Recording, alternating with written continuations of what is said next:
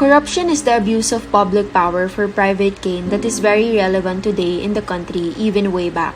The way public institutions manage public affairs and public resources is something that draws controversy and criticism that concerns us to the very core, especially the ethics, integrity, and accountability for good governance. Ethics and politics are two concrete fields of public life that define the norms and regulations that govern it.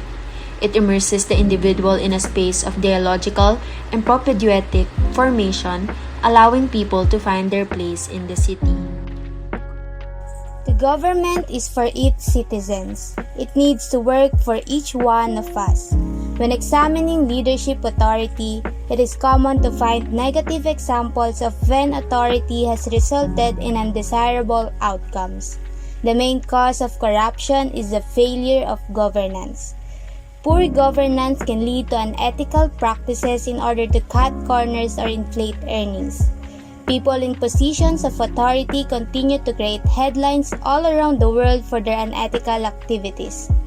Using money that was donated to a campaign for personal non-approved expenses, knowingly telling lies about a political position or about the political position of the opponent just to get elected.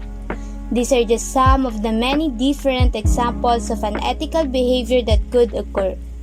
When the reward is greater profits, inflated ego, or status, power can be a corrupting influence. Corruption is a common result of bad governance, which is marked by a lack of openness, accountability, and efficiency, as well as a lack of citizen participation. Negative results might emerge when government leaders' ethics and morals do not correspond with its citizens. Promoting good governance must be broader than anti-corruption campaigns. As a government official, it is necessary to not only satisfy the obligations laid down by law, but in addition, their conduct must be inspired and guided by principles of ethics. Thus, one should embody ethical governance. This governance is led by good governance along with good intentions and upholds altruism, objectivity, integrity and probity, fairness and justice. However, the idea of control and power conflicts with the underlying principle of being a steward to the general public. Hence, some or even more government officials go against the government ethics that is anchored to utilitarian and deontology ethics. In utilitarianism, making a decision is based on what will benefit for the majority, but officials tend to act on the betterment of their own rather than the greater good of the rest of society.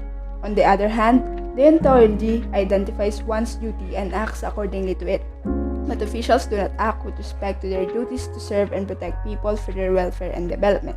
Instead, they act according to their interests.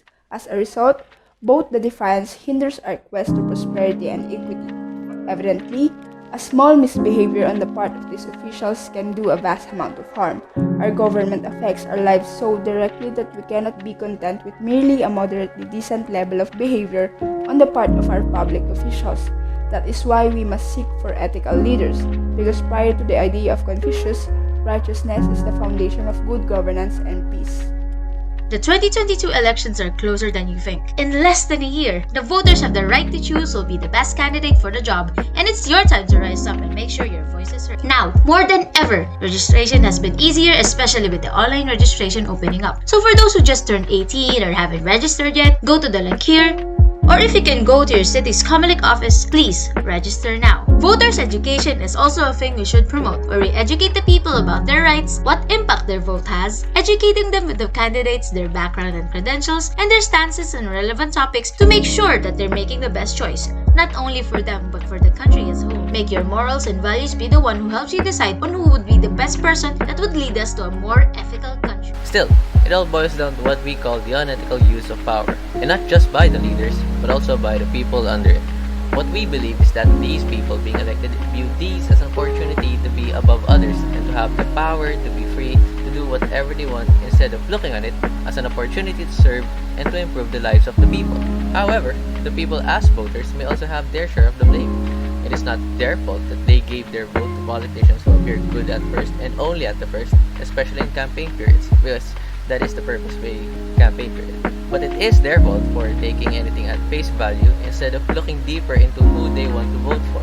Or worse, they give in to the most unethical methods such as vote buying.